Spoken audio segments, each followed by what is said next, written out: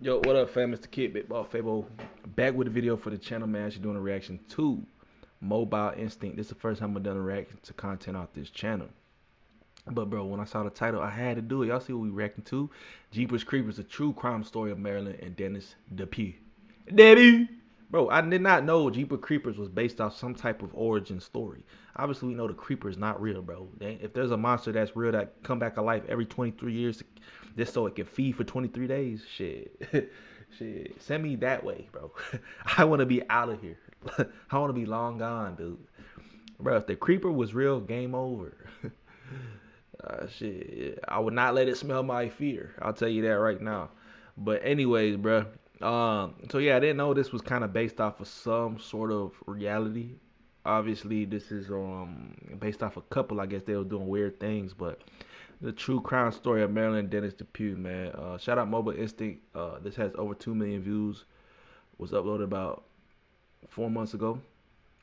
So with that being said, man, be sure to like, comment, subscribe, notification bell, follow me on Instagram, Twitter, FortWorthFabian, road to a million, man. Peace, love.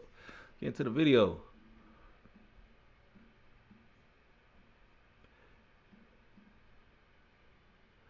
Dennis Depue. Most of us have seen Jeepers Creepers from 2001, but I feel like a lot of you don't realize that the beginning of that movie is based on It's my favorite movie, bro, all time. Probably my favorite horror film of all time. I ain't gonna lie to you. a real story, a real situation that happened. In 1990, 46-year-old Dennis Depue murdered his wife Marilyn and stashed her body. But the story is extremely bizarre. Although the director has never come out and said it, it's pretty obvious that this story is basically that's the beginning of Jeepers Creepers. So I wanted to come over and see for myself, see the abandoned school, and drive down South Prairie Road. The hell? See, in the movie it's an abandoned church, I believe. Correct me if I'm wrong, but this road looked real familiar. So you tell me they really shot over off this location? Damn. So the only commonality is the fact that he killed. It's the opening scene of Jeepers Creepers, essentially dumping the body down some type of tunnel or some underground. This is where it all took place. Tunnel. Easter Sunday, 1990. Ray and Marie Thornton are driving down this road, South Prairie Road. A Chevy van comes up behind them very quickly and then very aggressively passes them at a high rate of speed. And that's when Marie Thornton says, referencing the license plate, "GZ, geez, that guy's in a rush." They have a laugh about it and continue on down this road. And just a few miles further, they come across the abandoned schoolhouse. And it's there that they see that van again. They see a man, and he looks like he's holding a blanket or a sheet that is full of blood, or at least it's red. At the time, they don't know. And here it is. The actual school, built in 1908. Hell no. This is it. This is where Ray and Marie Thornton drove by and saw that same vehicle and that man. His car, I believe, was parked right in here. I believe this is where the big tank was. And he was somewhere back here. They see him with a blanket or a sheet. And that's right when Marie says, "What is that? That man, he has a blood-soaked sheet or something." And they were like, "Look, we're not hanging around. Let's get out of here." So they take off. They realize they probably better get the heck out of this area, so they keep on driving. They kind of take off. And a few miles down the road, that same vehicle, that Chevy van, right on their bumper, riding their bumper.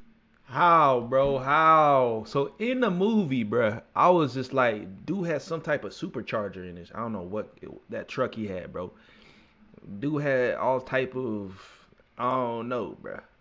That thing was fast. I'm talking about, even in this story, he got a Chevy van, right? They don't talk about him having no type of enhancements, it being turbo or what, supercharged, whatever.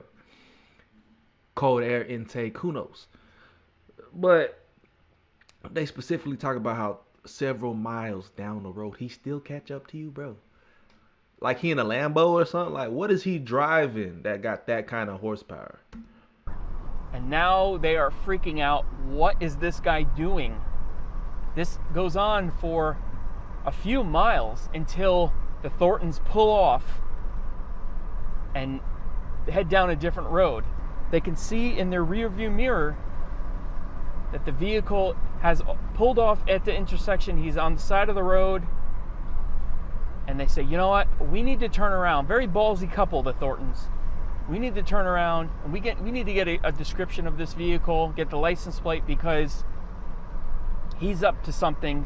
We don't know what that whole thing was with the blanket. He was trying to put it into the ground. If you've seen Jeepers Creepers Reborn, right, the new one, that was pretty trash. I think the couple, the Thorntons, is based off the couple in that beginning of that movie, bro. Honestly, go back and watch the new one that came out. It's an elderly couple. They turn around, they come back to the intersection. The van is still there, and that man is switching his license plates. The passenger door is open, and Marie Thornton can see that it is covered with blood. And they're like, we're out of here. Yep. They take off. Because in Reborn, he's changing his license plates. But odd enough, they didn't really detail that in the first original Jeepers Creepers. They kind of tell you about the fact that it's this sibling pair traveling across country trying to make it back home. They end up mistakenly running into the creeper. But Jeepers Creepers Reborn actually depicts this story in further detail. Head back in the direction of the school. They want to go see what this guy was doing. Y'all some nosy motherfuckers, bro. They end up at the school again. Believe it or not, they get out. They need to see what this guy was stashing. We gotta see it. What was he doing? What was that sheet or that blanket? What a police. So they get out of their car and they walk down. Stupid ass boy. And they find a little animal hole, and it's there that they find a blood-soaked blanket. He was trying to put that down a hole unsuccessfully. Hell no. Going on an EF trip, my only advice would literally I really wonder how far homie lived from this specific location. I mean, great content, bro. You went viral. You got 2 million views. You know what I'm saying? But did you go super far out your way just to acquire or detail this story? It's a big misconception that he had anything to do with the inside of the school. He didn't stash anything in the school. There was no body found in the school. I think he pulled over to try to stash that bloody blanket, or possibly even to, if he found a good spot, to stash Marilyn. So what do you do with the body? At that point, they take off and they're headed for the police. Now, this happened just after the situation at the Depue house. Now, Dennis and Marilyn Depue had been married for many years. I believe it was 18 years. They had gotten divorced, but he did have specific visitation rights. Again, Easter Sunday, he came to pick up the kids. They did not want to go with him, and he got into an argument with Marilyn, and she fell down. He pushed her, or she fell down the stairs. She hurt herself badly, and he basically dragged her out of the house, telling the kids that we're going to go to the hospital. We're going to the hospital. Well, they never went to the hospital, but one of the kids did run out of the house then, and went to call the police. So the police had 2 separate calls, probably even at the time not even realizing it was the same person that they were calling about. This is in Indiana, Fort Wayne. I mean, that's what that little sign says. So what happened was, a day later, they were looking for Dennis. he was gone. He disappeared, and it was a day later, not far from here, basically in between this school and where their house used to be. They found, I believe it was a town worker, a road worker, found Marilyn Depue's body on the side of the road, and she was recovered. She had been shot in the back of the head, most likely in the van, which is why it was so bloody in there. So once all that happened, for some time, family members and friends started receiving letters from Dennis, who was on the run and hiding. Strange letters with biblical inscriptions, basically justifying why he killed Marilyn, saying that she was turning his family against him, that he had lost everything. Dennis was gone for a year, and it was then that Unsolved Mysteries picked up the case. They actually showcased it. I believe it's season 3, episode 20, I think. I'll put it down below. Maybe I'll put a link to it because it's... I'm tripping. This is actually in Michigan, bro. I'm over here doing some slight research on the side.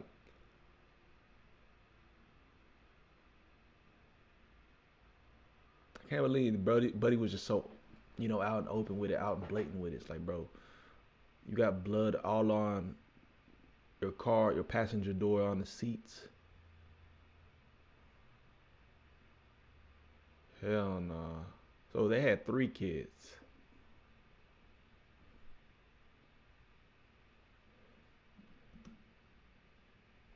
It's on YouTube, but they did a story about this. They featured this story on there, and so supposedly in this story, they talk about, he mentioned that she got pushed down the steps, Marilyn Depue. But in this story, I mean, she does get pushed down the steps, but they're mentioning that Dennis actually beat her at the bottom of the staircase, bottom of the stairway. So the children actually saw him beat her. And one of the kids actually went to get the police. Then he left as if he's taking her to the hospital. Then he murked her.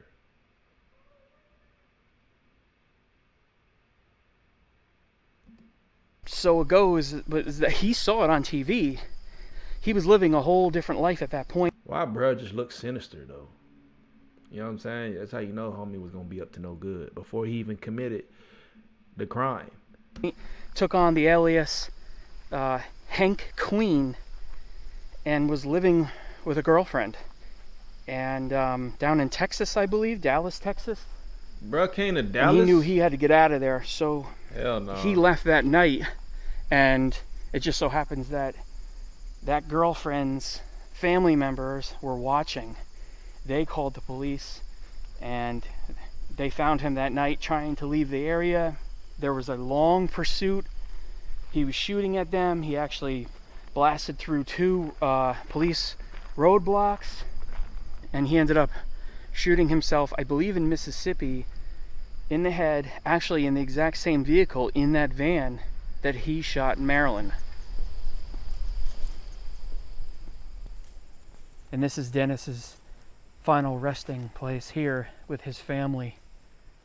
This isn't too far from where that schoolhouse is, just over the border in Indiana.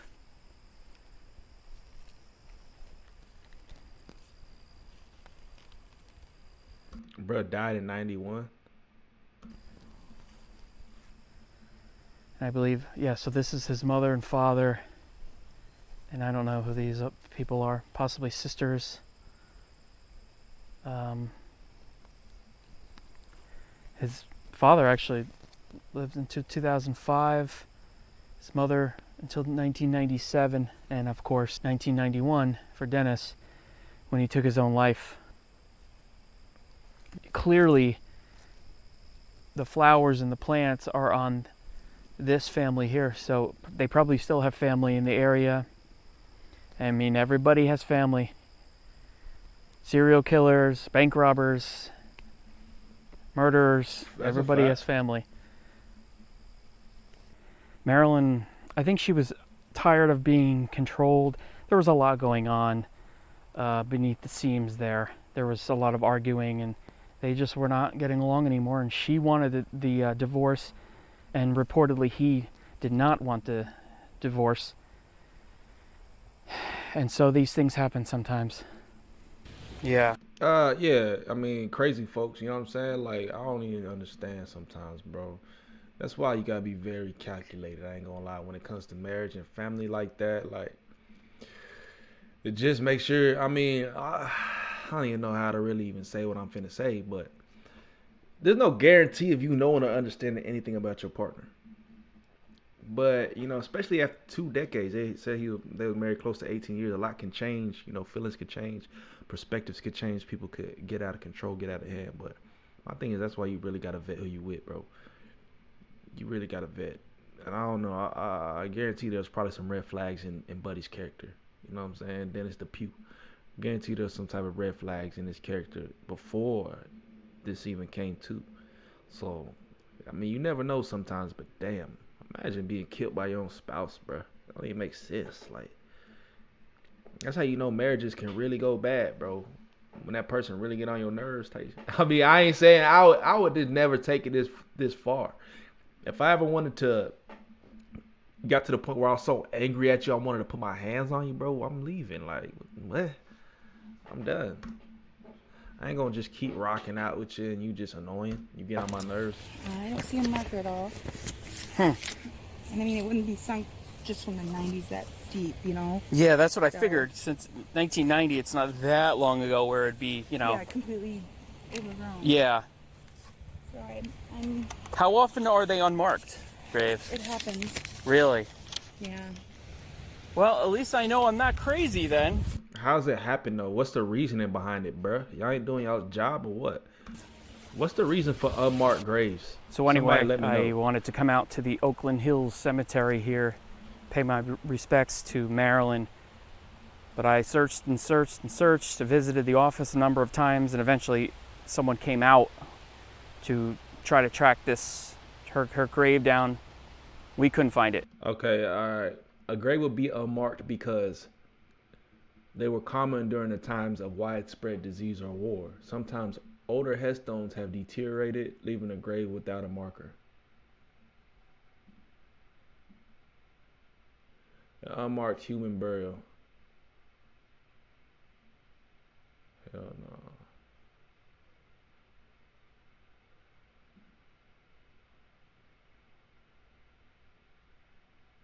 One of the most efficient ways to locate unmarked graves or marked graves is to utilize ground penetrating radar.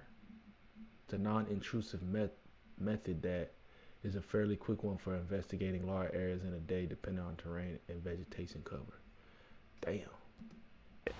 And she's more or less certain that it's an unmarked grave. The chances are her family just could not afford, or maybe did not want, any kind of a plot or anything for her, any kind of a tombstone or headstone or anything. But she is pretty much right in this spot here. We're talking about Marilyn, And that is right? the story of Dennis Depue, the murder of Marilyn Depue, and the inspiration, at least at the beginning, of Jeepers Creepers. Crazy story at the expense of Marilyn, of course. And wherever she is, I hope she's resting in peace. All right, I'm getting back on the road. All right, Jeepers Creepers, the true crime story of Marilyn and Dennis Depue, bro. I had no idea the actual beginning of the story of the film came from this story, and I kind of it intrigues you to understand why the director or the writer, you know, incorporated this piece of history into the Jeepers Creepers film. Like, why this story?